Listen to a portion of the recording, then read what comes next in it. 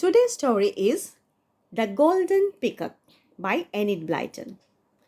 Once upon a time, many thousands of years ago, when the world was very young, a cobbler going on his rounds found something glittering in the dusty road. He picked it up and found to his surprise that it was a golden peacock. It was small and most beautifully made. It had rubies for eyes, and in its outspread tail were set many tiny jewels. It was a lovely thing. The cobbler was an honest man, and he took his find to the king.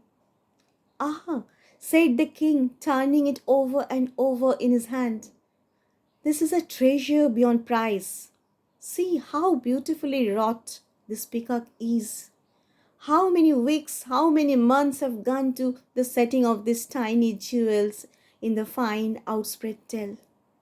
I should like to buy this golden peacock and set it on my marble shelf where all may see it.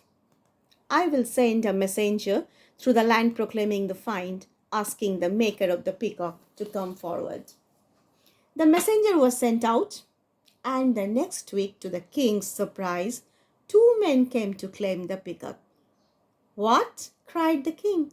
"You both own the golden peacock." "That is impossible. One of you is speaking falsely." The two men glared at one another. One was called Mula and the other Groan.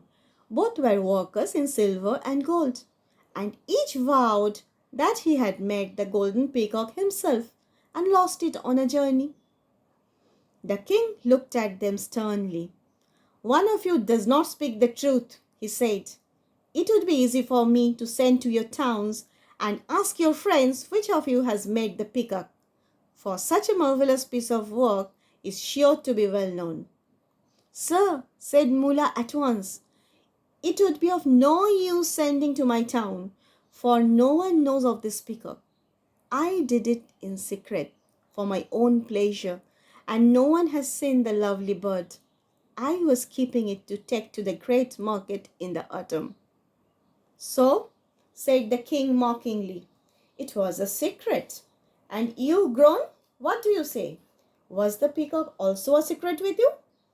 Will those in your town know of this golden bird?"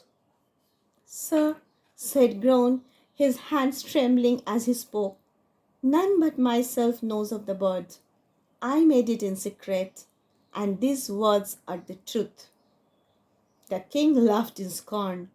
"I believe you both speak falsely," he said. "Tell me, Groan, why should you fashion such a marvelous thing in secret? Have you a reason like Mullah's?" "I have a reason," said Groan, "but it is not like Mullah's. I made the golden bird for my little daughter's birthday. It was to be a surprise, and none knew of it save myself. I spent all my nights on the bird, sir, and each of those little jewels took me a whole week to set to my liking."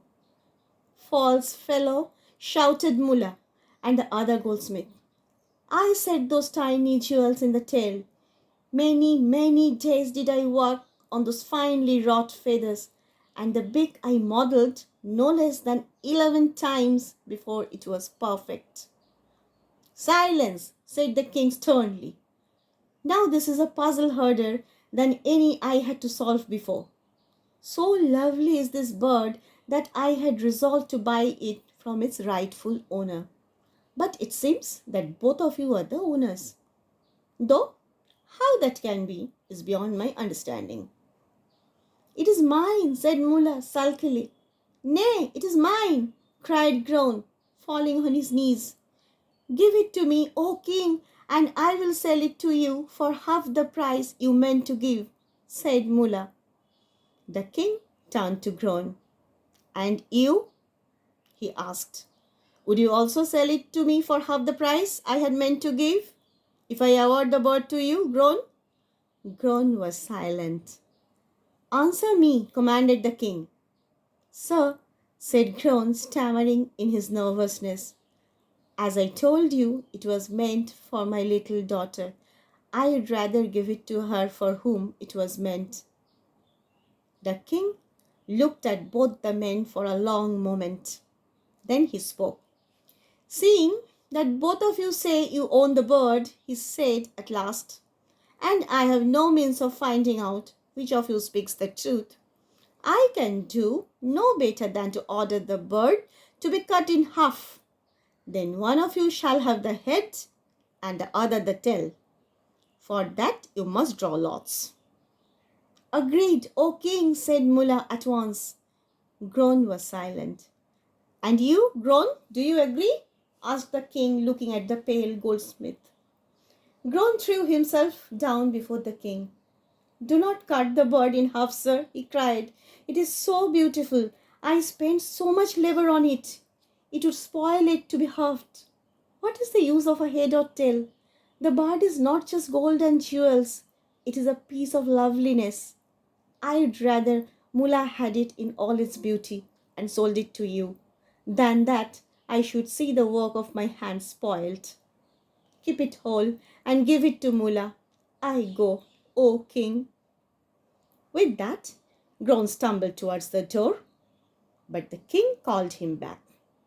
Return to your place, Groan, he said in a kindly voice. The bird is yours. I would not spoil such loveliness. It was a test to find the rightful owner. I knew that he who made this golden bird would never wish to see it spoiled, even though he might lose it himself. Take it, Groan, and give it to your little daughter. And in your spare time, make me another like it, and charge your own price. I will buy it from you when you please. Groan took the golden peacock, hardly able to believe his ears. Tears poured down his cheeks, and he could say no word. He had spent so much time, so much loving labor on the lovely bird, and it had grieved him to lose it. Now he could give it to his little daughter as he had planned, and with loving care could fashion yet another peacock for the king himself. He was a proud and happy man. But Mullah shook with fear and turned as yellow as a ripe pear with fright. Take him to prison, ordered the king. No, let him go, O king, begged Groan, merciful in his happiness. I bear him no malice. Let him go. You have beauty in your soul as well as in your clever hands, said the king. Come to live at my court, Groan. I have need of such men as you. So Groan came to live at the court and spent the rest of his long life happy in making the palace beautiful for his wise master, the king.